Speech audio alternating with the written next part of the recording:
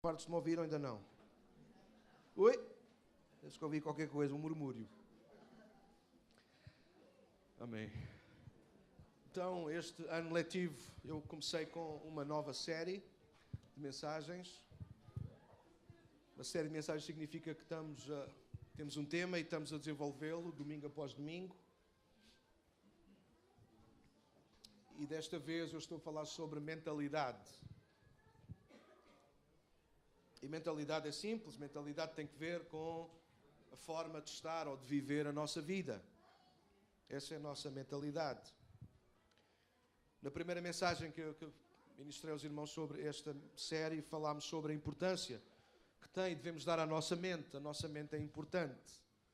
Os nossos pensamentos são importantes. Eu lembro-me de ter lido para os irmãos Provérbios 4:23, que diz que acima de tudo nós devemos guardar o nosso coração, a nossa mente, os nossos pensamentos, porque a nossa vida é dirigida pelos nossos pensamentos. Então a mente é importante. A partir de introduzimos este tema central, que é a mentalidade, a nossa forma de pensar e de estar na vida. Referi que existem apenas, para mim, dois tipos de mentalidade. Uma centrada em Deus e outra fora de Deus. Com essa informação, colocámos a nossa base, que chamámos influência.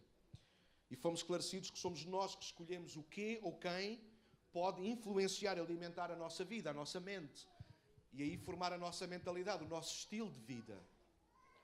Ou seja, nós não podemos, nem podemos deixar a nossa maneira de viver para o calhas, logo se vê o que é que isto dá, logo se vê o que é que eu escolho, logo se vê quais são os resultados. Isso nunca é bom, nunca tem bom resultado, boas consequências. Nem podemos deixar a escolha do nosso estilo de vida para outros, para que outros decidam aquilo que nós temos que ser ou devemos fazer. Deus deu-nos uma coisa, dizíamos na semana passada, Deus deu-nos uma coisa que o diabo odeia, que é o livre-arbítrio. O livre-arbítrio foi um presente que Deus nos deu. Talvez alguns possam às vezes pensar, pastor, às vezes era melhor eu não ter escolha, era Deus que comandava tudo, só que aí foi o que eu preguei a semana passada e não posso, quem quiser, mas já não me lembro, vai ver ao YouTube, estão lá as mensagens. Então Deus não nos transformava, Deus hipnotizava-nos. Lembram-se que estavam cá que falámos disso? Deus não nos quer hipnotizar, Deus não nos quer tirar Deus não nos quer tirar as nossas faculdades, Deus não quer escolher por nós, Deus quer que nós sejamos livres.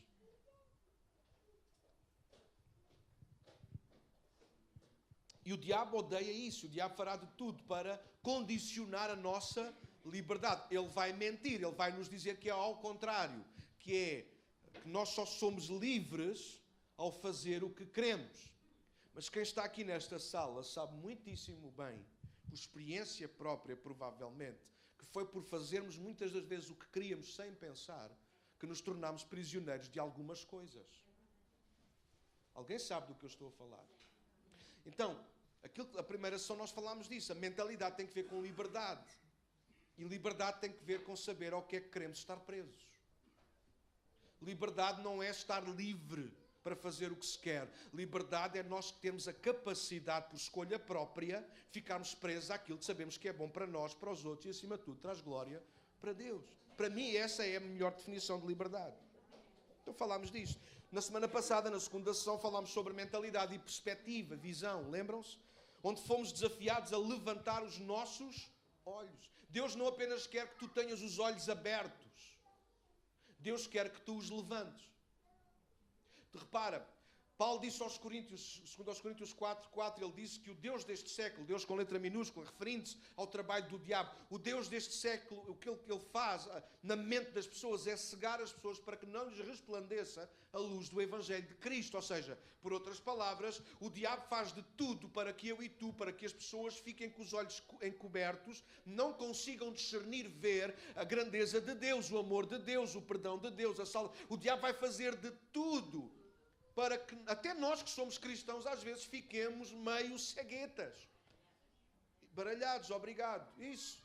O diabo vai fazer de tudo. Aquilo que Cristo vem fazer na cruz é pôr um fim a essa triste sina, a esse triste destino da humanidade sem Deus, que é uma vida inteira cegos. Agora, através de Cristo, os nossos olhos foram abertos. Agora, quando nós cremos em Cristo, quando aceitamos Cristo, os nossos olhos, eles ficam abertos. Uau, e isso é fantástico, ficam abertos. Mas o objetivo de Deus é que os nossos olhos não fiquem apenas abertos. Uma mentalidade centrada em Deus não apenas abre os nossos olhos, levanta os nossos olhos.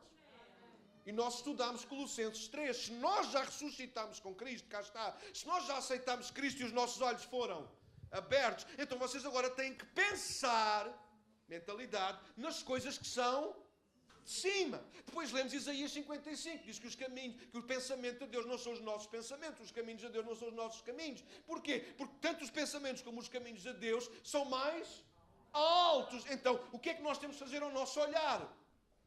Elevá-lo acima.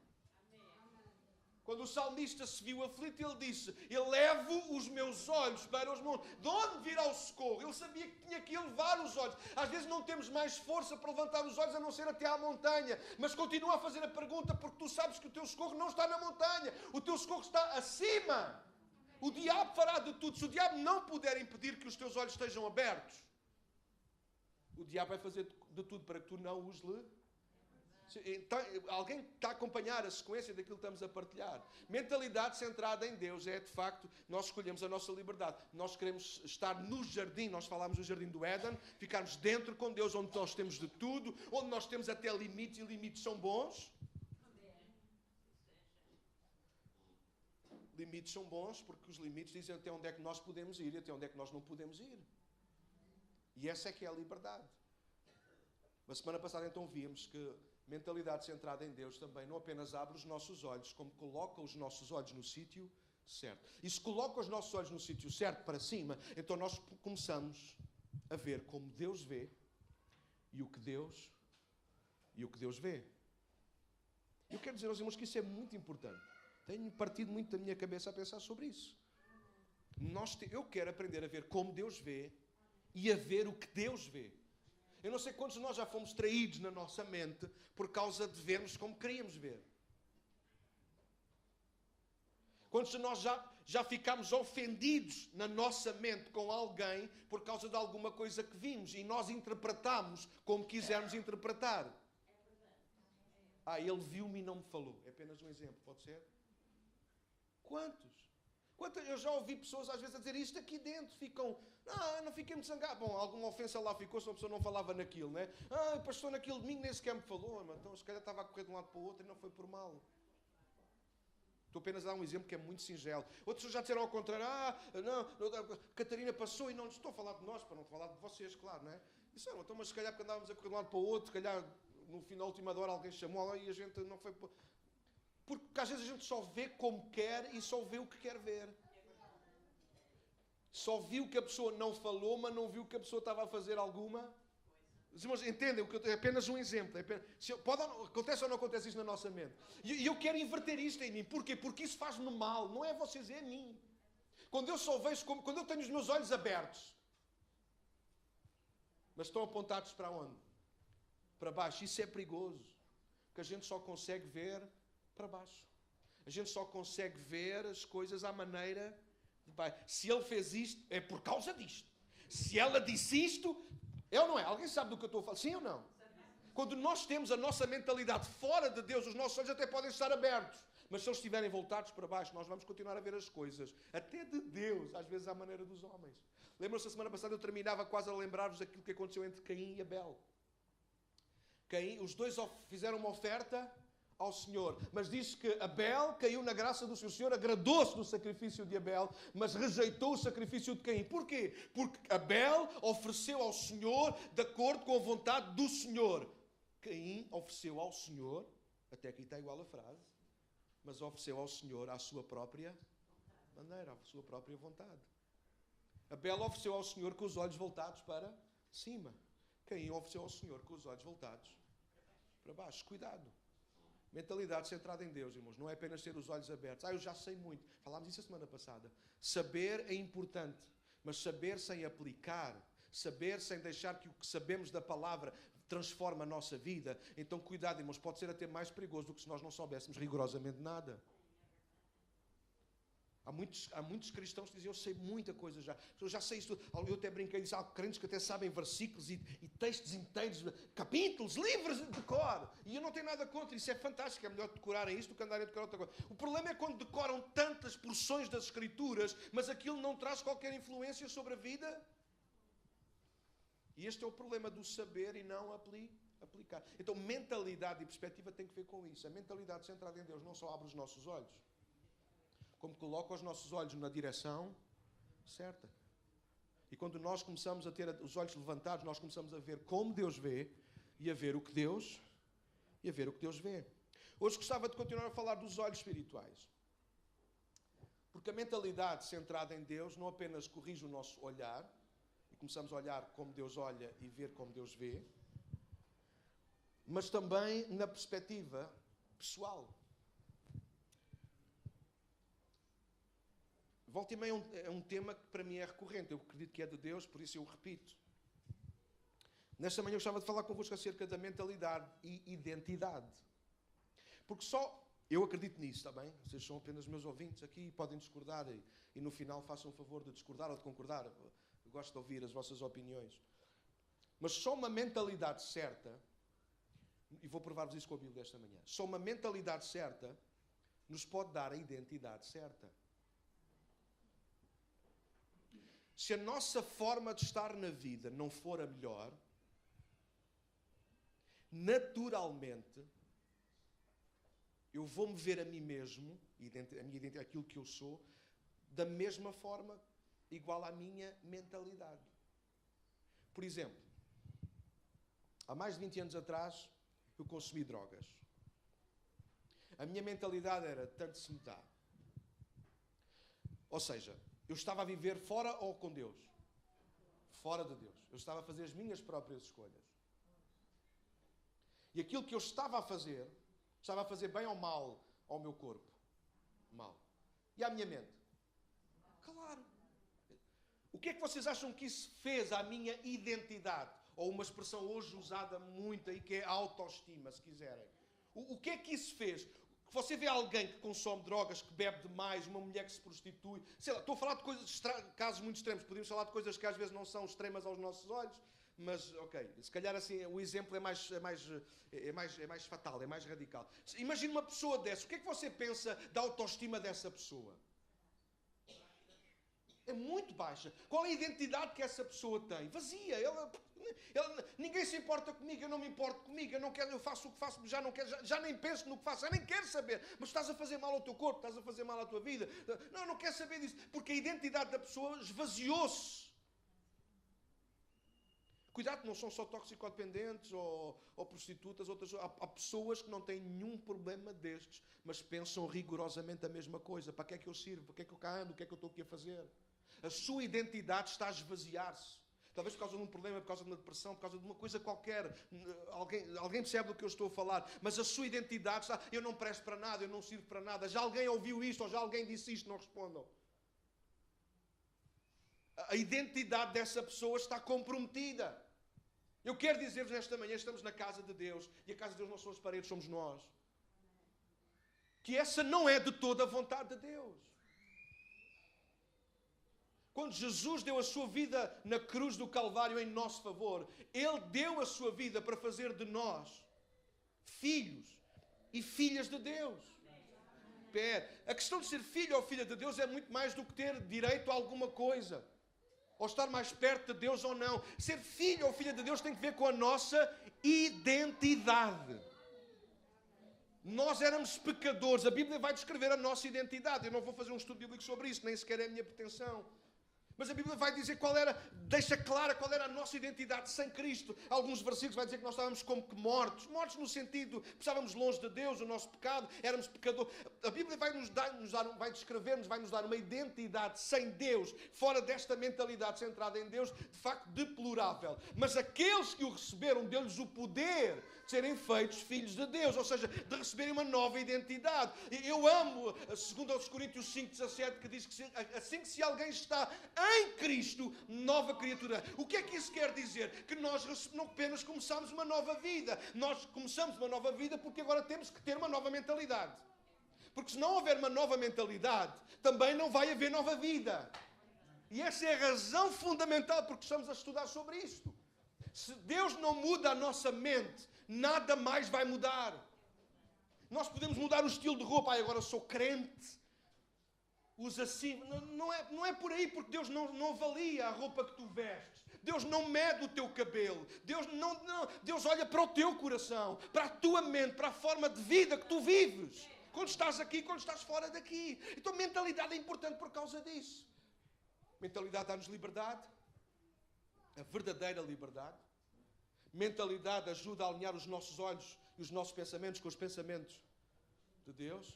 Mas a mentalidade centrada em Deus também nos ajuda a vermos-nos a nós mesmos como Deus nos vê.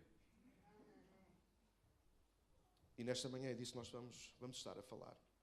Eu vou ter que acelerar assim um bocadinho. Então, se isto coisa, já não sei se vai, não é? Vamos lá. Então, Romanos 12 é o texto que nós temos lido sempre. Paulo diz que não nos podemos conformar, Romanos 12, 2, não nos podemos conformar com este mundo, com o padrão de pensamento deste mundo. Obrigado. Mas nós temos é que nos transformar pela renovação da nossa mente. Não é a transformação do nosso corpo. Eu gostava de perder uns quilos, eu digo isto todos os anos. Mas vale mais dizer do que, olha, nunca vou conseguir e nunca mais falo nisto. E depois parece uma bola. Ao menos, enquanto vou dizendo, enquanto vou tentando fazer disso uma forma de estar na vida, às vezes tenho cuidado, outras vezes não. Paulo não diz que nós temos de transformar o nosso corpo. Paulo não diz que nós temos de transformar alguma coisa exterior. Paulo diz que a transformação da nossa vida, aquilo que Deus faz na nossa vida, tem que começar a trabalhar a nossa mente. Eu li-vos 2 textos.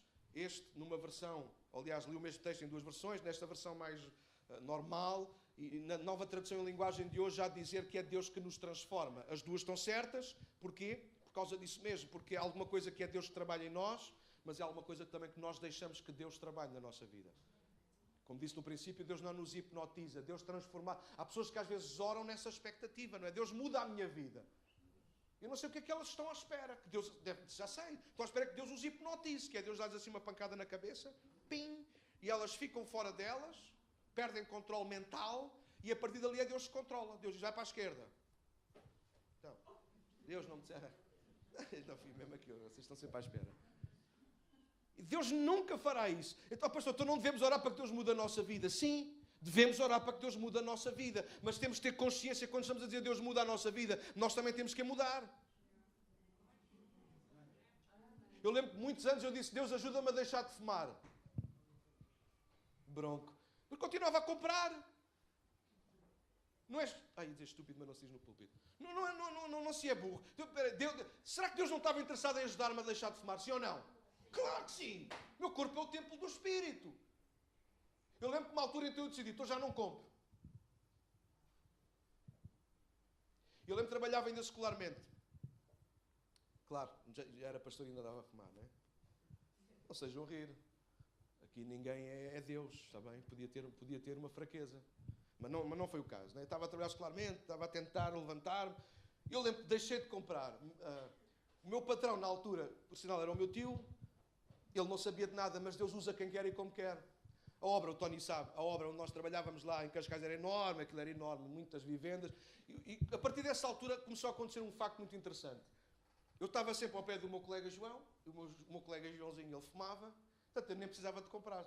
Só que a partir daquele momento em que eu disse, olha, não vou comprar mais, eu quis dar uma prova a Deus, de facto Deus tem razão, eu não posso pedir que me ajudes a deixar de fumar e continuo a comprar tabaco. Estão-me a acompanhar até aqui, vocês podem não acreditar, mas isto aconteceu. A partir daquele momento, o meu patrão, sem saber de nada das minhas orações, nem das minhas intenções, ele começou-me a mandar para uma ponta da obra e o meu colega para outra ponta da obra. E esta? Mas o otário arranjava maneira sempre de precisar de qualquer material para ir pedir ao outro que estava na outra ponta só para ir cravar. Alguém sabe do que eu estou a falar? Não vale a pena eu dizer Deus muda a minha vida, quando eu sei que Deus quer mudar a minha vida. Essas é das orações mais... perca tempo. Por que é que eu vou dizer Deus muda? Quem tem que fazer uma oração dessa é quem entra aqui pela primeira vez e vê um farrapo e diz, Deus, eu preciso mesmo que tu mudes a minha vida. Nós que já aqui estamos há não sei quanto tempo, essa oração já devia ter terminado há muito tempo. Porque a Bíblia diz que aquele que começou em nós a boa obra, ele é fiel para terminar. A pergunta é, ele é fiel para terminar. A pergunta é, tu és fiel? Então a mentalidade centrada em Deus vai nos ajudar de facto a sermos responsáveis por aquilo que nós queremos que aconteça na nossa vida. Porque Deus já preparou todas as coisas, todas as boas obras para que nós andássemos nelas. Há uma situação interessante na história bíblica. E vou dar isto apenas como uma introdução para vocês perceberem como a questão da identidade é importante para Deus.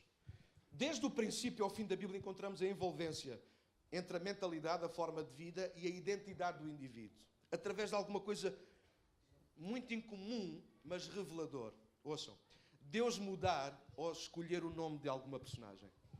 Conhecem pessoas na Bíblia a quem Deus escolheu o nome ou Deus decidiu mudar o nome? Interessante, só alguns exemplos rápidos. Olha, a primeira referência na Bíblia é Abraão. Abraão e Sara. Os dois mudaram de nome, não é? Assim, simples, não é? Porquê? Porque é como se Deus estivesse a fazer uma declaração. Abraão significava, ou simplesmente significa, pai de uma nação. Abraão acrescentou um A, foi Deus que decidiu isso. Está lá em Gênesis, a partir do capítulo 12 até o 17, vocês encontram estas histórias. Abraão significa pai de muitas nações, ou seja, Deus estava a passar uma declaração, aquilo que Deus queria fazer, não apenas em Abraão, mas aquilo que o próprio Deus queria fazer no mundo. Deus não quer ser apenas o pai de uma nação, Israel, Deus quer ser o pai de todas as pessoas, porque Deus amou o mundo. Sara, ou Sarai primeiro, mesma coisa, Sarai quer dizer princesa, ou minha princesa, melhor assim, Sarai quer dizer minha princesa, alguma coisa exclusiva. Sara tirou o I e passa a ser apenas princesa. Significa que deixou de ser uma coisa tão restrita para ser mais abrangente. Foi aquilo que Deus era o plano de Deus para a vida de Abraão e Sara. E foi refletida nos seus nomes. Porquê? Porque o nome estava muito ligado à identidade das pessoas. Hoje a gente já não liga muito a isso. Mas naquele tempo sim. Hoje a gente põe os nomes, às vezes nem pensa bem nisso, é verdade. Hoje, às vezes, o meu nome quer dizer não sei o quê. Sim, mas nos dias bíblicos, na história antiga, o nome era muito importante porque estava muito ligado à identidade da própria pessoa, à mentalidade que ela iria estar, às vezes, até a viver. Outro exemplo que eu pus aqui é Jacó. Quem não se lembra das histórias de Jacó? Jacó quer dizer isso, enganador. Se fosse nos nossos dias, talvez a melhor tradução para o nome de Jacó era o truques na manga. Ele tinha sempre alguma... Ele nunca se dava por vencido. Tanto com Deus, como com as outras pessoas à volta dele. Era o jeito dele. O nome estava... Aliás, quando ele nasceu já vinha agarrado ao calcanhar do irmão. E por causa disso, olha, Jacó, vou logo com o nome. O nome deu-lhe identidade. E essa identidade, olha, passou para a mentalidade. De facto, Jacó... Também cada vez que ouvia chamar o seu nome, imagino que vocês se chamavam mentiroso. Ninguém põe um nome desse. Mas Jacó era isso, era um bocado assim. Era falcatruas. Há pessoas que têm assim essas... Eu lembro o meu tio na Brandoa era o bate e foge. Era a alcunha dele. Porque ele chegava ao café, à tasca, via lá os amigos. Não, estás boa, tá, tudo bem, então não pagas uma, pago. Eles pagavam na esperança de... Bom, agora pagam um, depois pagam outro, ele bebia. Ia-se embora e nunca pagava. Começaram, olha o bate e foge, ele bate, mas depois foge logo, não é? Agora imagino que você começa a ouvir muito isso. Olha, tu és um aldrabão, tu és um aldrabão. É por isso que nós até, só fazendo aqui é por isso que nós, parentes, é por isso que nós temos de ter cuidado com aquilo que nós dizemos aos nossos filhos. É por isso que nós temos de ter cuidado com aquilo que dizemos ao nosso marido, à nossa esposa, às pessoas de quem amamos. É por isso que nós temos de ter cuidado com aquilo que dizemos uns aos outros na igreja e fora dela, claro. Cuidado, porque às vezes podemos estar a passar uma identidade a alguém. És sempre o mesmo. É sempre a mesma coisa. Nós estamos a fazer uma declaração que aquela pessoa não muda. Que aquela pessoa faz sempre mal. Mas o que é que passou? Eu estava irritada, eu estava fora de mim. Quem estava fora de si, tu estava onde?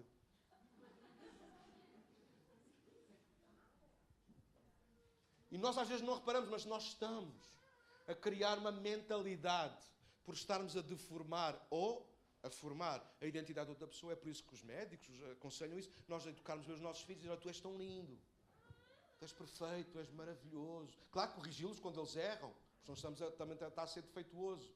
Mas estamos a criar uma mentalidade. Porquê? Porque estamos a trabalhar na sua identidade. É por isso que a Bíblia se preocupa com a nossa identidade. É por isso que Deus se preocupava em fazer isto na vida das pessoas. No Antigo Testamento, esta ação de Deus vai acontecendo noutras ocasiões, não apenas Abraão, Sara e Jacó. Mas no Novo Testamento também existe. Por exemplo, o nome de Jesus não foi escolhido pelos pais, foi escolhido pelo próprio Deus. porque estava ligado. O que é que significa Jesus? Deus salva, Deus é Salvador. E era importante que este nome, que esta identidade estivesse ligada ao Filho de Deus. João Batista, ou João neste caso, não foi escolhido por Isabel e Zacarias, foi escolhido pelo anjo que disse, olha, o nome dele vai ser João, porque João quer dizer Deus é gracioso. Lembro-me quando Jesus conheceu os discípulos, é interessante, não é? Quando Jesus conheceu os discípulos, Jesus também mudou o nome de alguns deles. Simão passou a chamar-lhe Pedro. Porque para Jesus era importante, mais à frente fez sentido a questão do Pedro, a questão da rocha, pedra pequena, pedra grande. E de facto Pedro foi uma pedra pequena, mas importante no reino de Deus. Jesus mudou o nome a 2 discípulos, a Tiago e a João, eles eram irmãos. E chamou-lhes Boanerges. Marcos 3 fala disto. É um nome, sabe, traduzido quer dizer filhos do trovão. Tal não era o ímpeto daqueles 2 fulanos que aquilo, volta e meia, aquilo fazia faísca. E Jesus mudou-lhes nome, deu-lhes uma alcunha, deu-lhes um nome. Porque estava ligado à sua identidade. Deus mudava esses nomes, ou Deus escolhia nomes. Porque o nome estava ligado à pessoa, ao seu caráter, à sua personalidade, à sua mentalidade e, claro, à sua identidade. O nome, na maioria das vezes, alinhava a pessoa com uma mentalidade. Eu creio que Deus mudou os nomes de alguns personagens para mostrar, revelar, manifestar a transformação, a mudança na vida de alguém. O caso de Jacó, lembram-se? Ele era um usurpador, eu não disse, mas ele depois passou a ser chamado de Israel, Gênesis 32. Israel quer dizer príncipe de Deus, porque lutou com Deus e os homens e prevaleceu. Um homem que era um usurpador, um homem que só de ouvir o nome dele já, olha, lá vem o bate-foge. Lá vem o outro. A partir daquele momento Deus mudou, não apenas o nome, você entende? Quando Deus mudou o nome, Deus estava a mudar a essência da pessoa, a identidade da pessoa, a mentalidade da pessoa. Jacó nunca mais foi o mesmo a partir daquele dia em que Deus mudou o seu nome. A mentalidade, a forma de estar na vida mudou, porque a sua identidade mudou. Há um exemplo que é interessante. Paulo não mudou de nome. Não sei se isso vai dar para aparecer aí, que isto às vezes dá, outras vezes já não dá. Não dá. Vocês estão-me a boicotar. 1 Coríntios, no capítulo 15, verso 10. 1 Coríntios 15, 10. Já agora só uma curiosidade. Deus também mudou o nome de Paulo ou não? Não vou fazer esta pergunta, depois alguns pensam que eu estou a gozar. Não. Deus não mudou o nome de Paulo também. Mas ele era Saulo ou era Paulo? Eram as duas coisas. Está bem? Saulo era uma transliteração para os dias de Paulo, para o mesmo nome de Saúl. Saulo. Daí Saulo de Tarso. Ele era Saulo, era o nome que os pais lhe deram, Saulo. Paulo era um nome entre os romanos, que era escolhido. Muitas vezes por causa de... Paulo era um homem de baixa estrutura. Por exemplo, aqui o nosso Paulo, e há aí mais Paulos, não é? O nosso Paulo não é um homem pequenino, mas o nome que significa um homem pequeno. Talvez Zaqueu se deveria ter chamado Paulo. Para vocês perceberem, Deus não mudou. Eu estava a estudar naturalmente e lembrei-me, Saulo, Paulo, e fui ver melhor. Eu tinha essa noção que de facto Atos 13 diz que era Saulo também chamado Paulo. Não foi Deus que mudou de facto, não é? Então não há essa. Mas Paulo não mudou o nome, mas mudou a mentalidade e mudou a sua identidade. De perseguidor de cristãos passou a ser um perseguido. Então em 1 Coríntios 15, 10 ele diz o seguinte, obrigado. Mas pela graça de Deus sou o que sou, sublinha. Quando Paulo está a falar daquilo que ele é do sou, ele está a falar da sua identidade. Paulo estava claro naquilo que ele era. Mas pela graça de Deus sou o que sou, e a sua graça para comigo não foi inútil ou vã. Antes trabalhei mais do que todos eles, contudo não eu, mas a graça de Deus que está comigo. Este é o testemunho do apóstolo Paulo. Ele não experimentou uma mudança de nome, mas claramente mudou a mentalidade. A caminho de Damasco, Atos 9, para perseguir, prender e até matar outros cristãos, Saulo ou Paulo encontrou Jesus e a sua vida mudou radicalmente. O perseguidor passou a ser o perseguido. Ao lermos as suas cartas, qualquer uma delas, sempre tão claras e pessoais, percebemos que Paulo era alguém esclarecido em relação à sua identidade. Paulo escreve muitas vezes dizendo, Paulo serve de Jesus Cristo. Apóstolo, pela vontade de Deus. Na esmagadora maioria das cartas de Paulo, Paulo começa assim. Porquê? Porque Paulo tinha bem esclarecido na sua mente quem ele era. Houve convites de ouvir, não há nada pior para sermos derrotados pelo inimigo do que nós termos dúvidas de quem nós somos. Nada dificulta mais a nossa vida do que nós não sabermos quem nós somos. Mas deixem-me dizer que, pelo outro lado, também nada nos dá mais confiança. Nada acerta mais os nossos passos, nada endireita mais as nossas costas e enche mais o nosso peito de ar do que saber quem somos. Porque saber quem somos dá-nos a diretriz da nossa vida, dá-nos o destino da nossa vida, dá-nos a razão de nós existirmos. Pensa outra vez ao contrário. Quando tu não sabes quem és, quando tu nem queres saber do que é que tu és, tu estás a desprezar o propósito de Deus na tua vida. Imagina um pai, uma mãe, que estão a passar por um momento difícil, porque isso pode acontecer a todos e acontece, infelizmente.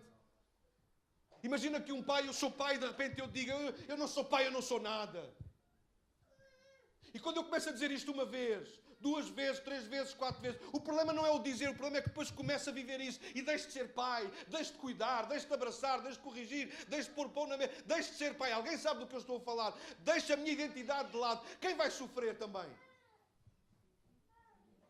Sofrem aqueles que estão à minha volta. Essas miúdas estão a crescer sem pai. E alguém que não conhece a história vai dizer, isso não é verdade. Eu vejo o Daniel com as miúdas todos, está bem. Mas ele perdeu a noção de que é pai. Ele desistiu da sua identidade de pai. Então quando nós não queremos saber da nossa identidade, ou nós deixamos a nossa identidade para que outros a formem, pode ser perigoso. É por isso que a mentalidade centrada em Deus afina, acerta a nossa identidade. Há um coro que nós não cantamos muito aqui, por acaso, mas Israel Luton, ele escreveu isso, ele dizia, eu sei quem eu sou. Eu sei quem eu sou, baseado na palavra de Deus. Eu sou um amigo de Deus. Nós temos que saber quem somos. Paulo estava esclarecido em relação à sua identidade. Quando nós lemos os escritos de Paulo, é isso que tem que sobressaltar. Porque é que Paulo dizia isto? Porque é que Paulo fazia isto? Porque Paulo estava esclarecido na sua identidade. Ele sabia quem era em Cristo. E nós, como igreja, nós temos que saber o que... Desculpem ter interrompido, eu já lá volto outra vez. Há muitos crentes que gostam de saber o que têm em Cristo. Mas eu acho que a nossa principal preocupação deveria ser viver com a certeza do que somos em Cristo. Porque a Bíblia fala mais daquilo que nós somos em Cristo do que aquilo que nós temos em Cristo. Claro que por causa daquilo que somos em Cristo, nós também temos aquilo que é de Cristo. Se nós estivéssemos mais aliviados em relação e mais confiantes em relação à nossa identidade, nós estávamos mais descansados em relação às nossas necessidades. O problema é quando nós não estamos satisfeitos com a nossa identidade, naturalmente também sobressairão mais as nossas necessidades. Quando tu não sabes quem és, tu tens que arranjar uma razão de viver. E infelizmente ou normalmente a razão de viver, quando nós perdemos a perspectiva de quem somos e do que somos, sobretudo aos olhos de Deus, então aquilo que sobressai na nossa vida são necessidades. É por isso que é normal nós vermos tantas pessoas, sobretudo, claro, na igreja, apesar de terem os olhos abertos, acreditam em Deus, mas os seus olhos são voltados para baixo. Para o quê? Para as necessidades. E a gente só ouve crentes a falar de problemas e de crises e disto e daquilo. Mas pastor, não se pode falar disso? Pode. Mas temos que falar disso numa perspectiva de Deus e de quem nós somos agora. Nós não podemos falar dos problemas como se os problemas fossem a última palavra sobre a nossa vida. Quando a nossa identidade está desgovernada, a nossa identidade passa a ser tudo, menos aquilo que Deus disse que nós somos. Eu vou provar-vos isso pela Bíblia, tenho que acelerar, eu sei. Já passou do meio-dia, puxa. Vá um pontapé para a frente aqui nisto. Depois pregue isto no outro dia, pode ser?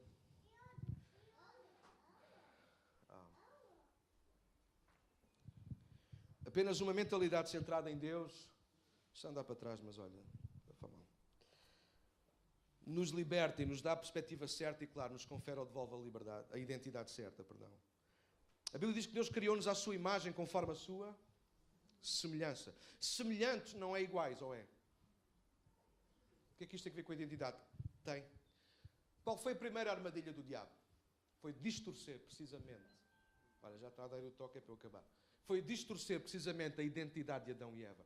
Quando Adão e Eva estão esclarecidos e estão felizes e livres dentro do jardim, a comerem de tudo, menos daquela árvore. Porque no dia que dela comessem, eles morreriam. A sua identidade mudaria.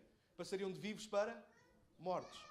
Faz algum sentido? Sim. Quando a serpente vem, o que é que diz? Certamente não morrerá. Porque no dia em que Deus sabe, no dia em que vocês comerem dela, os vossos olhos abrem-se, mas ficam a olhar para baixo. Se abrirão e vocês serão como Deus. E Eva nem pensou duas vezes. Eva não estava satisfeita com a identidade que Deus lhe tinha dado. E perdeu a identidade que Deus lhe tinha dado para ficar com uma identidade ainda pior, mais vazia. O diabo quer convencer-nos que nós podemos ser iguais ou como Deus. Ou então o diabo vai nos fazer ver muito mais abaixo do que tudo isso. Toma nota destas duas palavras. Como é que o diabo vai fazer isso na nossa vida? Como é que o diabo distorce a nossa identidade? Ouve com ouvidos de ouvir. Primeiro, o diabo vai-te rebaixar ou o diabo vai-te bajular. Escreve. Que é para quando acontecer, depois não vir chorar para o pastor. O diabo vai atacar a tua identidade e vai tentar destruí-la de uma destas duas formas. Ou vai rebaixar-te, vai-te fazer sentir a pior pessoa do mundo, vai dizer que tu não mereces nada, tu não és digno de nada, tu és ruim, tu não prestas, sempre foste assim. Aliás, já o teu pai ou a tua mãe eram assim. Alguém sabe do que eu estou a falar, sim ou não? E quando tu dás por ela, tu tens uma carga tão pesada nos teus ombros, tu não consegues levantar mais a cabeça. Ou então o diabo vai fazer o contrário. Ele vai-te bajular. Não há ninguém como tu, Denilson. Ninguém fala como tu. Tu és o melhor, tu és a melhor. Tu vais tolerar uma coisa destas? Tu vais-te aguentar? Então tu sabes bem que tens muito mais valor que eles todos. O diabo, se não te rebaixar, ele vai-te bajular. Se não te bajular, ele vai-te rebaixar. Deus faz outra coisa. Que o diabo é um imitador barato. Deus não rebaixa nem bajula. Deus amplia ou reduz. Não é a mesma coisa, pois não? É porque rebaixar ou bajular não muda, não altera nada na nossa vida, no que é bom ou no que é mau. Mas Deus não. Deus amplia o que é bom. Deus faz crescer em nós o amor. Deus, eu não sei se consigo amar aquela pessoa. Vais conseguir porque eu vou-te ajudar. E Deus vai, aquela pinguinha de amor que está lá, só o que é que Deus vai fazer? Deus vai ampliar. E Deus vai reduzir em nós aquilo que não presta, aquilo que não é bom. A ira, todas aquelas coisas que desagradam a Deus. Deus, aos poucos e poucos, com o trabalho do Espírito e da Palavra em nós, Ele vai reduzindo de nós. É por isso que às vezes, quando nós estamos bem com Deus, às vezes olhamos ao espelho e nós não nos reconhecemos. Epá, esta pessoa não... há uns tempos atrás eu explodia logo. Porquê? Porque era o diabo a bajular. Tu vais-te aguentar. Vais-te calar? Então tu não vais dar resposta? Então e nós enchíamos e badum! E depois às vezes até dizíamos, olha, eu não sei o que é que aconteceu. Eu só sei que enchi e depois explodi. Depois eu vou-te dizer, foi o sapo. O diabo soprou isso, olha. O diabo soprou e tu rebentaste. Porque ele ou bajula ou rebaixa. Deus amplia ou reduz. Deus jamais irá bajular ou rebaixar. Ele prefere ampliar ou reduzir. Deus prefere ampliar os nossos dons, os nossos talentos, coisas boas para nós e o seu reino. E Ele prefere reduzir ou ajudar-nos a reduzir tudo aquilo que nos afasta dele e da sua vontade. A ideia do diabo, seja a bajular-nos ou rebaixar-nos, é colocar-nos a nós, o eu, no centro. Você já viu uma pessoa que está super, hiper, mega deprimida ou em baixo de forma? Quem é que está no centro, apesar da pessoa estar mal? É a pessoa. Quando alguém é demasiado bajulado, quem é que fica no centro? Eu é que sou bom. Se isto está assim é por causa de mim. Se isto aconteceu em casa foi por causa de mim. Se isto está assim na igreja foi porque fui eu. E o diabo veio bajular. Quem é que fica no centro? Quando Deus amplia o que é bom e reduz o que não presta, quem é que fica no centro? Jesus. Porque nós somos... O que é que Paulo dizia? Mas eu sou o que sou pela graça de Deus. Jesus. Sim, tenho feito coisas valentes. Estou farto de trabalhar. Mas é a graça de Deus na minha vida. Vou acelerar agora porque vou tentar pôr ali uns versículos. Não sei se vai ser possível.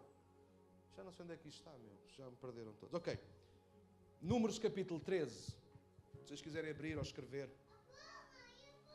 E eu vou-me centrar com vocês em duas histórias, muito rapidamente. Números 13 e 14 e depois Juízes 6.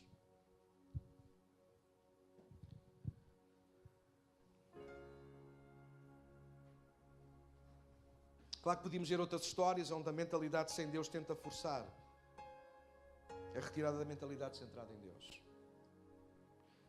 E por causa disso a identidade é colocada em causa. Esta é a guerra que o inimigo irá travar connosco todos os dias. Ouve com ouvidos ouvir. O diabo todos os dias irá travar uma batalha na tua mente. Para que tu te percas na tua identidade. Como é que o pastor sabe isso? Porque ele fez isso com Adão e Eva, no jardim. E porque a serpente, e porque o diabo fez o mesmo com Jesus no deserto. Se tu és o Filho de Deus. Se tu és o Filho de Deus. Perguntou-lhe por 3 vezes no deserto a Jesus. Se tu és. Se havia alguém que estava firme na sua identidade, era Jesus. Mas ele podia ter vacilado enquanto homem, ou não podia? E o diabo sabia que se Jesus tem vacilado naquele dia no deserto, em relação à sua identidade, toda a nossa, não apenas a vida dele, mas toda a nossa salvação teria vindo por aí abaixo. Então, se o diabo fez isso com Adão e Eva, se fez isso com Jesus, ele não vai fazer isso connosco? Claro que vai. Rapidamente, na história de Números 13 e 14. Moisés e o povo, eu vou, contar-vos a história rapidamente. Números 13 e 14. Moisés e o povo foram libertos do Egito, e depois de mais de 2 anos a andar pelo deserto, eles chegam a um lugar chamado Cades Barneia, lugar de fronteira com a terra prometida. Segundo a orientação de Deus, Números 13, verso 1, Moisés deveria enviar alguns homens para espiar a terra, fazer levantamento e relatório para depois se organizarem para a conquista, versos 1 e 2. Depois de 40 dias na missão de reconhecimento, os 12 espias voltaram ao acampamento e fizeram um relatório. Confirma-se tudo o que Deus disse sobre a terra e os seus habitantes. A terra é boa, é próspera, é abençoada. E os povos que Deus havia dito que lá habitavam também é verdade. Os povos estão lá, cada um no seu lugar. Só que uma coisa é ouvir Deus falar sobre, outra é estarmos diante do que Deus falou. Uma coisa é saber que enfrentaremos problemas, outra é tê-los diante de nós. Alguém sabe do que eu estou a falar? Deus não ocultou, antes pelo contrário, afirmou que outros povos estavam naquela terra e eles os teriam que expulsar, porque aquela terra o Senhor lhes daria a eles. Mas agora a mentalidade de Israel tinha que ser provada. Deus tirou-os do Egito com a sua mão. Protegeu-os, cuidou, alimentou de formas sobrenaturais no deserto. Mas na terra, ou para terem a terra, eles tinham que lutar e confiar em Deus. Deus não iria expulsar os habitantes. Israel tinha que conquistar aquela terra inspirados em Deus e para a sua glória. Há coisas na vida que Deus não fará, irmãos. Diz à pessoa que está ao teu lado: irmão, convence-te de uma vez por todas. Há coisas na nossa vida que Deus não vai fazer. E vocês perguntam porquê? Porque Ele espera que nós o façamos por Ele e para Ele. Quem é casado aqui sabe o que isto quer dizer. E quem vai casar também. Vai chegar um momento em que o marido ou a esposa, eles não vão querer dizer o que é que querem ou o que é preciso. Eles esperam que o marido ou que a esposa façam. Porque viram a necessidade, porque querem agradar. Alguém sabe do que eu estou a falar? Na nossa relação com Deus é igual. A conquista da terra tem que ver com isso. Eles não iam conquistar a terra ficando sentados e vendo Deus mandar um vento e expulsar os inimigos. Se eles amavam o Senhor, se eles confiavam em Deus, se eles confiavam que Deus tinha dito que aquela terra era para eles tinham que fazer prova dessa confiança, eles tinham que lutar. Da maneira que Deus espera que tu faças o mesmo. Deus não fez promessas sobre a tua vida. Hoje já não fez. Já sabe onde é que isto vai dar? Deus não fez promessas sobre a tua vida. Então tu tens que lutar por elas. Tu tens que mostrar a Deus o quanto tu amas a Ele e o quanto tu amas aquilo que Ele tem para ti. Eles tinham que provar o quanto amavam o Senhor e o quanto amavam a terra que Deus tinha preparado para eles. Deus não iria, claro que Deus iria fortalecer, ajudar, estar com eles. A vitória pertence ao Senhor. Mas eles tinham que lutar. Agora chegamos aqui ao ponto crítico da história. Quando alguns dos espias viram os gigantes, homens com uma estatura fora do normal, tipo Rodrigo, ficaram com medo. Eles nem sabiam se eles eram guerreiros ou não, apenas olharam para o seu tamanho e assustaram-se. Agora, o problema não é ver gigantes. O problema não é ter medo dos gigantes. O problema foi a forma como eles se viram a si mesmos. E a Bíblia diz no verso 33 do Números 13 que eles se viram a si mesmos como, alguém sabe? Como gafanhotos. O problema não foi os gigantes, o problema não foi ter medo dos gigantes. O problema foi como eles começaram a ver a si mesmos. E eles viram-se como gafanhotos. E este é o problema da mentalidade sem Deus.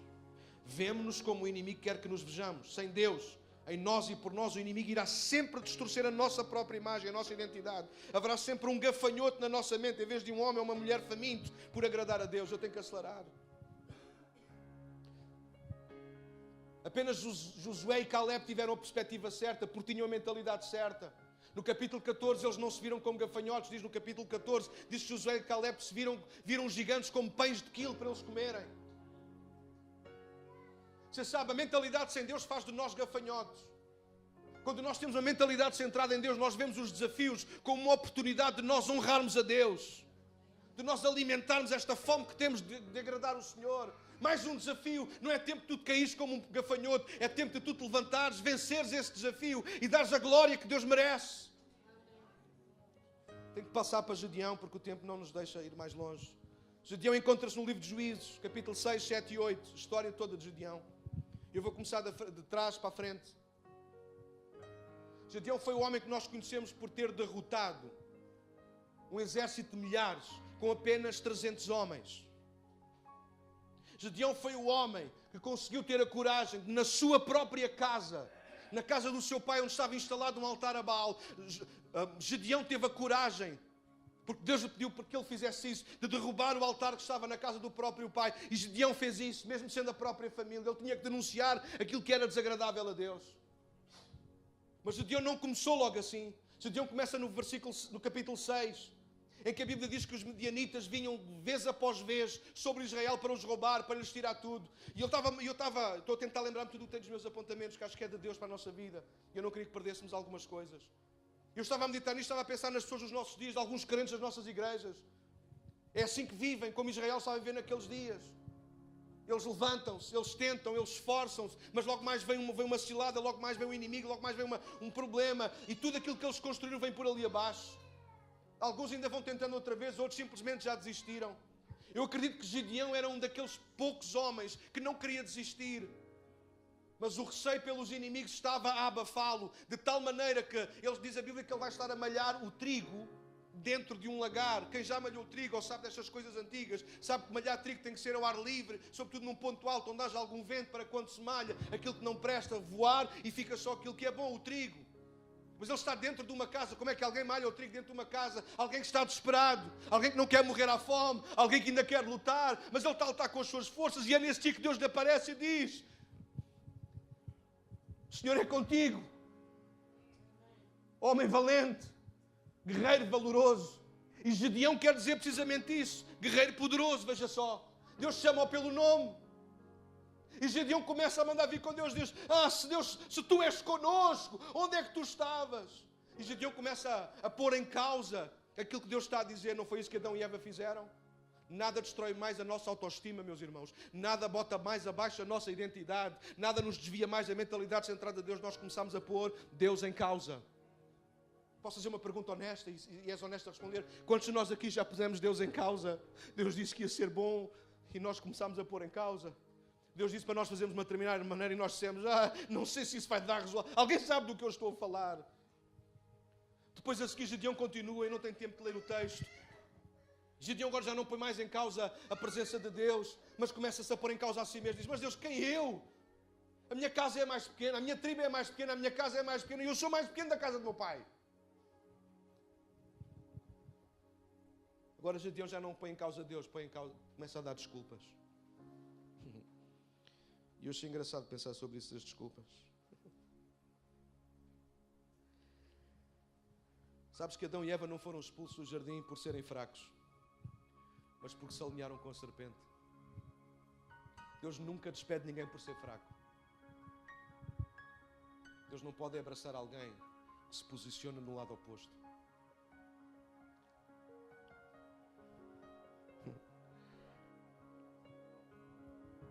Como é que percebemos que a nossa vida não vai ou não está a ir para lado nenhum? Sabes como é que percebes isso? Quando usas mais desculpas do que iniciativa. Era normal Israel estar a perder tanto, porque as pessoas das duas uma estavam a pôr Deus em causa, ou estavam a dar desculpas. E quando nós damos mais desculpas do que temos iniciativa para mudar o que está à nossa volta, então nós não somos melhores do que Gideão. Bom, o que eu quero destacar com estas duas histórias é a forma como nos vemos a nós mesmos. Deus está disposto a lutar por nós, como fez com Gideão. Até que aceitemos ver-nos como Ele nos vê. Deus viu em Gideão um poderoso guerreiro. O Gideão via-se sem Deus como o mais pequeno.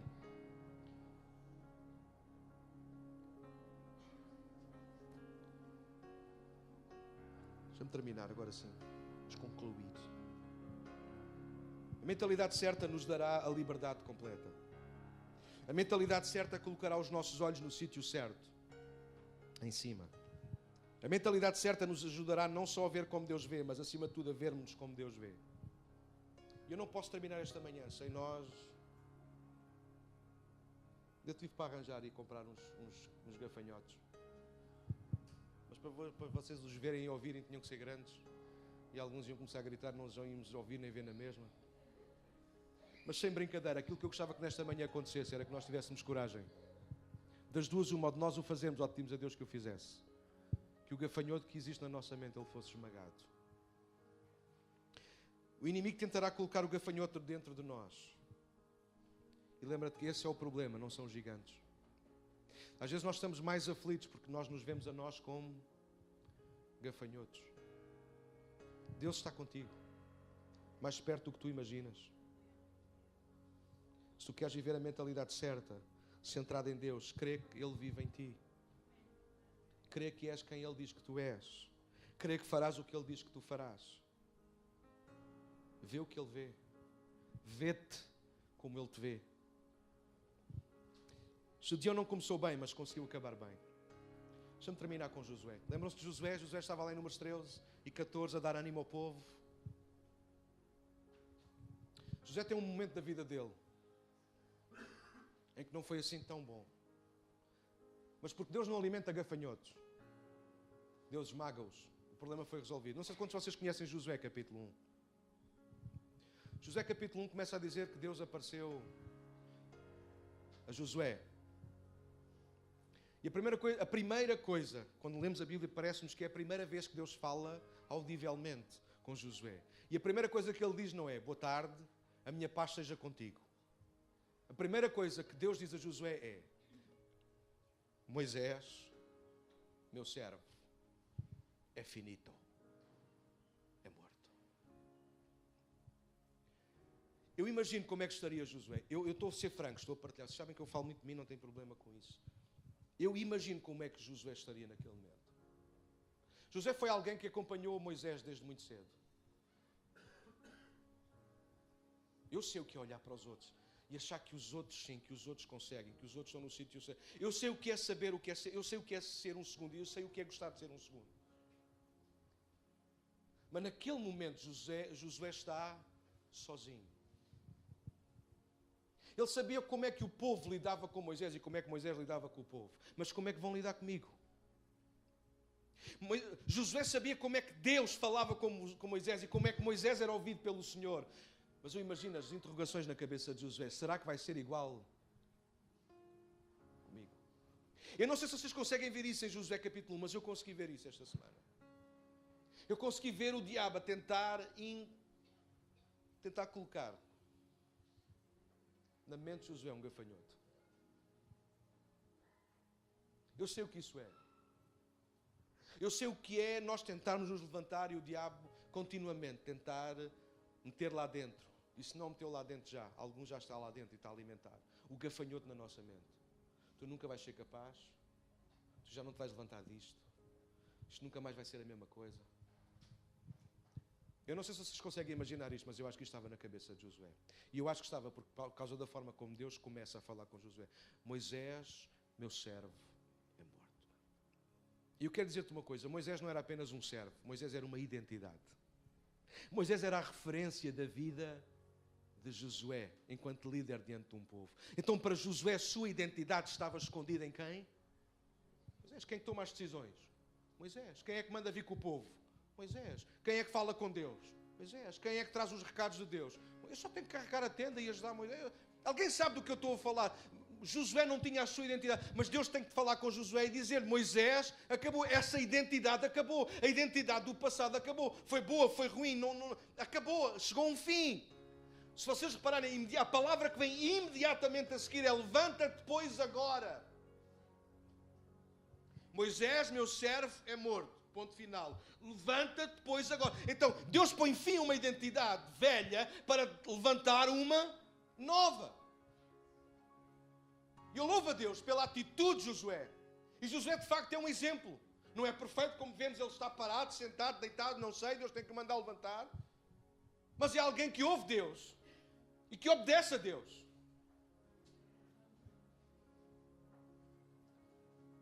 E ele levanta-se. Ele ouve Deus, ser forte e corajoso, blá, blá. E a seguir ele vai ter com os anciãos do povo, ele vai ter com o povo e começa a dar ordens. Purifiquem-se, façam, aconteça, porque Deus vai nos dar esta terra, a gente vai atravessar este Jordão. Josué não para mais até ao final do livro. Tu não podes impedir o diabo de tentar trazer um gafanhoto à tua mente. Mas tu podes esmagá-lo. E se tu não conseguires esmagá-lo, deixa que Deus o faça por ti. Gostava que tu curvasses a tua cabeça agora, em nome de Jesus. Para mim isto é muito sério.